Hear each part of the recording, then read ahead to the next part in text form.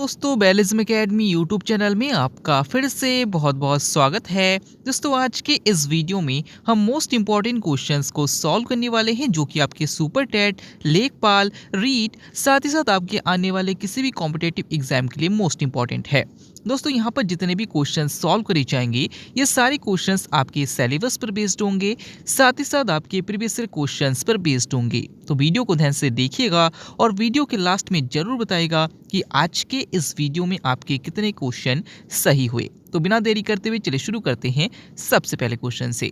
सबसे पहला क्वेश्चन है, विश्व का सबसे बड़ा कॉफी उत्पादक देश कौन सा है? ऑप्शन आपके सामने Brazil, option B Cuba, option C चीन या फिर ऑप्शन डी जंजीबार। इसका सही आंसर हो जाएगा ऑप्शन ए ब्राजील। तो याद रखिएगा कि सबसे अधिक कॉफी उत्पादक देश जो है वो ब्राजील है। अगर आपसे पूछा जाता है कि चीनी का कटोरा किसे कहा जाता है, याद रखिएगा क्यूबा को कहा जाता है। और अगर आपसे पूछा जाता है कि लौंग का द्वीप किसे कहा जाता है, तो याद रखिएगा जंजीबार को कहा जाता है। अगला क्वेश्चन, मृदा रहित कृषि को क्या कहा जाता है? ऑप्शन आपके सामने अंतराल फसलन, ऑप्शन बी रेशम उत्पादन, ऑप्शन सी जल संवर्धन या फिर ऑप्शन डी आर्द्रता संवर्धन। इसका सही आंसर हो जाएगा ऑप्शन सी जल संवर्धन। दोस्तों जब ऐसी कृषि की जाती है जिसमें मृदा की कोई आवश्यकता नहीं होती है, मतलब उसको बिना मृदा के सिर्फ जल में ही जो चीजें मृदा में होती है उन सारी चीजों को जल में उपस्थित करा के उसी के बाद कृषि की जाती है, तो इसको जल संवर्धन या फिर हाइड्रोपोनिक्स कहा जाता है। याद रखिएगा कि मृदा रहित कृषि को जल संवर्धन या फिर हाइड्रोपोनिक्स कहा जाता है। अगला क्वेश्चन, ज्वालामुखी से निकलने वाले धुएं में जो गैस प्रचुर मात्रा में होती है वह कौन सी है? ऑप्शन आपके सामने जलवाष्प, option B helium, option C sulphur dioxide या फिर ऑप्शन डी कार्बन डाइऑक्साइड। इसका सही आंसर हो जाएगा ऑप्शन सी सल्फर डाइऑक्साइड। तो याद रखिएगा कि जो ज्वालामुखी से निकलने वाला धुआं होता है उसमें सबसे अधिक जो गैस की मात्रा होती है वो सल्फर डाइऑक्साइड की होती है। अगर आपसे पूछा जाता है कि कारखानों से निकलने वाले धुएं में सबसे अधिक कौन सी गैस की मात्रा होती है, तो याद रखिएगा उसमें भी सल्फर डाइऑक्साइड होती है। अगर आपसे पूछा जाता है कि वाहनों से निकलने वाले धुएं से कौन सी गैस सर्वाधिक मात्रा में निकलती है, तो याद रखिएगा सर्वाधिक हानिकारक गैस जो निकलती है वो कार्बन मोनोऑक्साइड निकलती है और इसी को दम घोटू गैस भी कहा जाता है। अगला क्वेश्चन, जब सूर्य और चंद्रमा का खिंचाव पृथ्वी पर एक दिशी हो तो सागर में उत्पन्न होने वाला ज्वार भाटा कैसा होता है? ऑप्शन आपके सामने ज्वार, ऑप्शन बी बृहद ज्वार भाटा, ऑप्शन सी लघु ज्वार भाटा या फिर ऑप्शन डी भाटा। इसका सही आंसर हो जाएगा ऑप्शन बी बृहद ज्वार भाटा। तो याद रखिएगा कि जब सूर्य, चंद्रमा और पृथ्वी तीनों की स्थिति एक सीध में होती है तब दीर्घ ज्वार आता है, और जब तीनों समकोण पर होते हैं तो लघु ज्वार भाटा आता है। यानी कि ऑप्शन बी हमारा बिल्कुल सही हो जाएगा। अगला क्वेश्चन, इनमें से कौन सुमेलित नहीं है आपको बताना है। इसका सही आंसर हो जाएगा ऑप्शन सी लिपुलेख दर्रा महाराष्ट्र। तो याद रखिएगा कि नाथुला दर्रा सिक्किम में है, बिल्कुल सही है। रोहतांग दर्रा हिमाचल प्रदेश में है, बिल्कुल सही है। दिफू दर्रा अरुणाचल प्रदेश में है, बिल्कुल सही है। लेकिन जो लिपुलेख दर्रा है ये महाराष्ट्र में नहीं है बल्कि उत्तराखंड में है। अगला क्वेश्चन, पठारी महाद्वीप किसे कहा जाता है? ऑप्शन आपके सामने Asia, option B Europe, option C Africa या फिर ऑप्शन डी ऑस्ट्रेलिया। इसका सही आंसर हो जाएगा ऑप्शन सी अफ्रीका। तो याद रखिएगा कि अफ्रीका में ही सबसे अधिक पठार पाए जाते हैं और इसीलिए इसी को पठारी महाद्वीप कहा जाता है। अगर आपसे पूछा जाता है कि मरुस्थल विहीन महाद्वीप किसे कहा जाता है, तो यूरोप को कहा जाता है। अगर आपसे पूछा जाता है कि सबसे बड़ा महाद्वीप कौन सा है, तो याद रखिएगा एशिया है। अगला क्वेश्चन, पृथ्वी पुत्र किसे कहा जाता है? ऑप्शन आपके सामने बुध, ऑप्शन बी शुक्र, ऑप्शन सी चंद्रमा या फिर ऑप्शन डी टाइटन। इसका सही आंसर हो जाएगा ऑप्शन सी चंद्रमा। तो याद रखिएगा कि चंद्रमा को ही पृथ्वी पुत्र कहा जाता है। अगर आपसे पूछा जाता है कि टाइटन जो है वो किस ग्रह का उपग्रह है, तो याद रखिएगा टाइटन शनि ग्रह का सबसे बड़ा उपग्रह है। अगला क्वेश्चन, सबसे बड़ा उपग्रह गैनीमीड किस ग्रह का उपग्रह है? ऑप्शन आपके सामने बुध, ऑप्शन बी शुक्र, ऑप्शन सी बृहस्पति या फिर ऑप्शन डी शनि। इसका सही आंसर हो जाएगा ऑप्शन सी बृहस्पति। तो याद रखिएगा कि सौर मंडल का सबसे बड़ा उपग्रह जो है वो गैनीमीड है और ये सबसे बड़ा ग्रह जो बृहस्पति है इसका उपग्रह है। अगर आपसे पूछा जाता है कि टाइटन किस ग्रह का उपग्रह है, तो मैंने अभी आपको बताया था शनि का उपग्रह है। अगला क्वेश्चन, दो दिशा अक्षांशों के बीच की दूरी को क्या कहते हैं? ऑप्शन आपके सामने गोरे, option B grid, option C zone या फिर ऑप्शन डी ग्लोब। इसका सही आंसर हो जाएगा ऑप्शन सी जोन। तो याद रखिएगा कि दो अक्षांशों के बीच की दूरी को जोन कहा जाता है और दो देशांतरों के बीच की दूरी को गोरे कहा जाता है। अगला क्वेश्चन, ओजोन छिद्र सबसे अधिक किस महाद्वीप के ऊपर है? ऑप्शन आपके सामने Australia, option B Africa, option C Europe या फिर ऑप्शन डी अंटार्कटिका। इसका सही आंसर हो जाएगा ऑप्शन डी अंटार्कटिका। तो याद रखिएगा कि सबसे अधिक ओजोन छिद्र जो है वो अंटार्कटिका महाद्वीप के ऊपर है। अगर आपसे पूछा जाता है कि किस ध्रुव में है तो याद रखिएगा दक्षिणी ध्रुव में है। अगला क्वेश्चन, गोल क्रांति का संबंध किससे है? ऑप्शन आपके सामने टमाटर उत्पादन, ऑप्शन बी आलू उत्पादन, ऑप्शन सी बागवानी उत्पादन या फिर ऑप्शन डी पेट्रोलियम उत्पादन।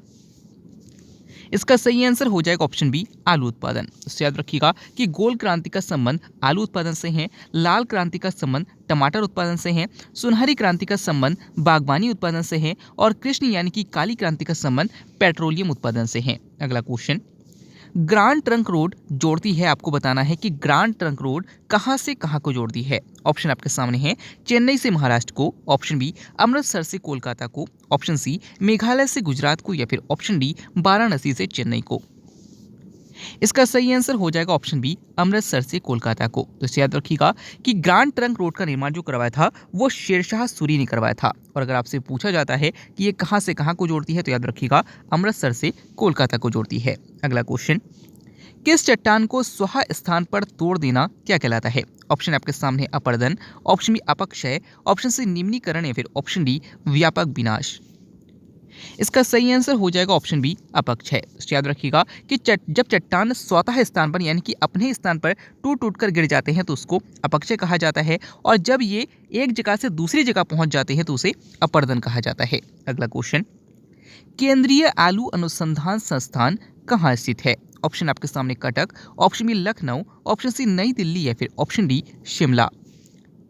इसका सही आंसर हो जाएगा ऑप्शन डी शिमला। तो याद रखिएगा कि केंद्रीय आलू अनुसंधान संस्थान जो स्थित है वो शिमला में स्थित है। अब आप इसको कैसे याद रखेंगे तो आप सभी को पता है कि आलू भी एक सब्जी है और शिमला मिर्च भी एक सब्जी है। यानी कि केंद्रीय आलू अनुसंधान संस्थान शिमला में है। अगला क्वेश्चन, कलश पौधा किस वर्ग का है? ऑप्शन आपके सामने स्वापोषी, ऑप्शन बी कीटभक्षी, ऑप्शन सी परपोषी या फिर ऑप्शन डी मृतोपजीवी। इसका सही आंसर हो जाएगा ऑप्शन बी कीटभक्षी। याद रखिएगा कि जो कलश पौधा होता है इसको इंग्लिश में नेपेंथीस कहा जाता है और आप सभी को पता है कि जो नेपेंथीस पौधा होता है ये एक कीटभक्षी पौधा होता है यानी कि कीटों को खाने का काम करता है। अब अगर आपसे पूछा जाता है कि ये पौधा कीटों को क्यों खाता है, याद रखिएगा कि ये जो कीटभक्षी पौधे होते हैं इनके अंदर नाइट्रोजन की कमी होती है और इसकी पूर्ति करने के लिए ये कीटों को खाते हैं और उनसे नाइट्रोजन की पूर्ति कर लेते हैं। अगला क्वेश्चन, निम्नलिखित में से कौन भारतीय संघ में नए राज्य की रचना कर सकता है? ऑप्शन आपके सामने प्रधानमंत्री, ऑप्शन बी राष्ट्रपति, ऑप्शन सी संसद या फिर ऑप्शन डी केंद्रीय मंत्रिमंडल। इसका सही आंसर हो जाएगा ऑप्शन सी संसद। तो याद रखिएगा कि जब भारतीय संघ में नए राज्य की रचना करनी होती है तो संसद की स्वीकृति आवश्यक है। संसद के माध्यम से ही नए राज्य का गठन किया जा सकता है। अगला क्वेश्चन, संसद के संयुक्त सत्र का अध्यक्ष कौन होता है? ऑप्शन आपके सामने राष्ट्रपति, ऑप्शन बी प्रधानमंत्री, ऑप्शन सी महान्यायवादी या फिर ऑप्शन डी लोकसभा अध्यक्ष। इसका सही आंसर हो जाएगा ऑप्शन डी लोकसभा अध्यक्ष। तो याद रखिएगा कि संसद के संयुक्त सत्र का जो अध्यक्ष होता है वो लोकसभा अध्यक्ष होता है। अगला क्वेश्चन, लिखित संविधान का प्रावधान किस देश से लिया गया है? ऑप्शन आपके सामने अमेरिका, ऑप्शन बी रूस, ऑप्शन सी ब्रिटेन या फिर ऑप्शन डी आयरलैंड। इसका सही आंसर हो जाएगा ऑप्शन ए अमेरिका। तो याद रखिएगा कि अमेरिका का ही पहला लिखित संविधान था यानी कि लिखित संविधान का प्रावधान जो लिया गया है वो अमेरिका से लिया गया है। अगर आपसे पूछा जाता है कि सबसे बड़ा लिखित संविधान किस देश का है तो याद रखिएगा भारत का है।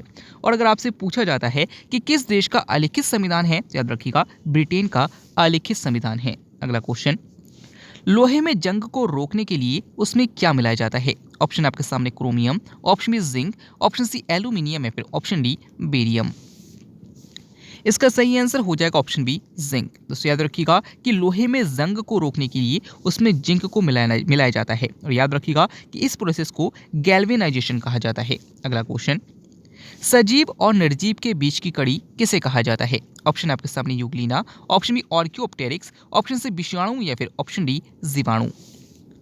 इसका सही आंसर हो जाएगा ऑप्शन सी विषाणु। इसे याद रखिएगा कि विषाणु को यानी कि वायरस को ही सजीव और निर्जीव के बीच की कड़ी कहा जाता है। अगर आपसे पूछा जाता है कि जंतु और पादप के बीच की कड़ी किसे कहा जाता है, याद रखिएगा यूग्लिना को कहा जाता है। अगला क्वेश्चन, संविधान की आत्मा किसे कहा जाता है? ऑप्शन आपके सामने प्रस्तावना, ऑप्शन बी मूल अधिकार, ऑप्शन सी मूल कर्तव्य या फिर ऑप्शन डी नीति निर्देशक तत्व। इसका सही आंसर हो जाएगा ऑप्शन ए प्रस्तावना। तो याद रखिएगा कि अगर आपसे पूछा जाता है कि संविधान की आत्मा किसे कहा जाता है, तो याद रखिएगा प्रस्तावना को यानी कि प्रीएम्बल को कहा जाता है। लेकिन अगर आपसे पूछा जाता है कि डॉक्टर भीमराव अंबेडकर ने किसे संविधान की आत्मा या संविधान का दिल कहा है, तो याद रखिएगा अनुच्छेद 32 जो है जिसके अंतर्गत संवैधानिक उपचारों का अधिकार दिया गया है, इसी को डॉक्टर भीमराव अंबेडकर ने भारतीय संविधान की आत्मा कहा है। अगला क्वेश्चन, इनमें से कौन सा तुरंत ऊर्जा प्रदान करता है? ऑप्शन आपके सामने ग्लूकोज, ऑप्शन बी वसा, ऑप्शन सी प्रोटीन या फिर ऑप्शन डी विटामिन।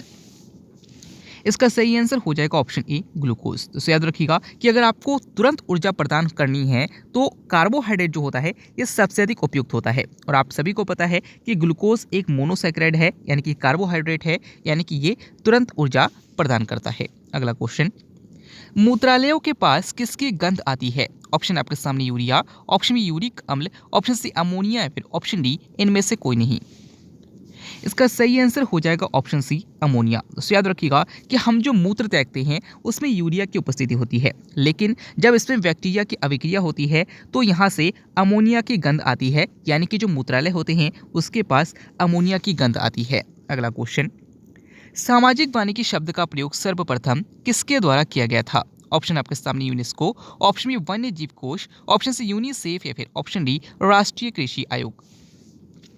इसका सही आंसर हो जाएगा ऑप्शन डी राष्ट्रीय कृषि आयोग। तो याद रखिएगा कि सामाजिक वानिकी शब्द का प्रयोग सर्वप्रथम राष्ट्रीय कृषि आयोग के द्वारा 1976 में किया गया था। अगला क्वेश्चन, हरा प्रोटोजुआ किसे कहा जाता है? ऑप्शन आपके सामने amoeba, option B hydra, option C euglena या फिर ऑप्शन डी पैरामीशियम।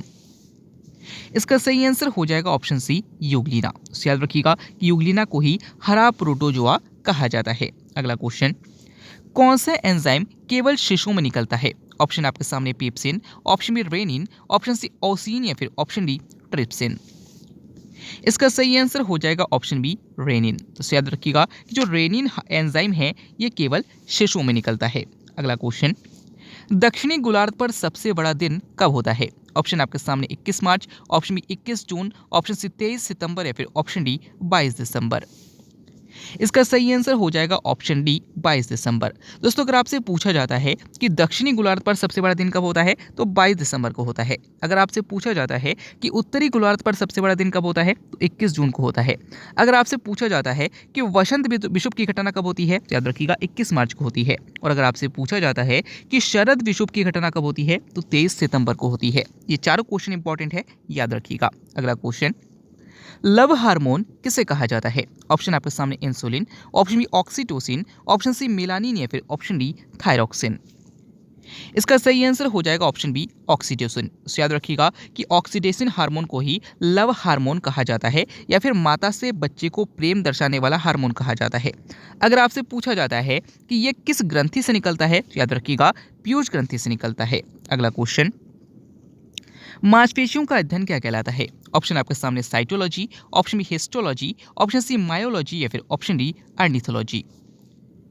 इसका सही आंसर हो जाएगा ऑप्शन सी मायोलॉजी। तो याद रखिएगा कि मांसपेशियों का अध्ययन मायोलॉजी कहलाता है, कोशिकाओं का अध्ययन साइटोलॉजी कहलाता है, ऊतकों का अध्ययन हिस्टोलॉजी कहलाता है और याद रखिएगा कि पक्षियों का अध्ययन ऑर्निथोलॉजी कहलाता है। अगला क्वेश्चन, सब्जियों के उत्पादन के विज्ञान को क्या कहा जाता है? ऑप्शन आपके सामने silviculture, option B horticulture, option C olericulture या फिर ऑप्शन डी फ्लोरिकल्चर।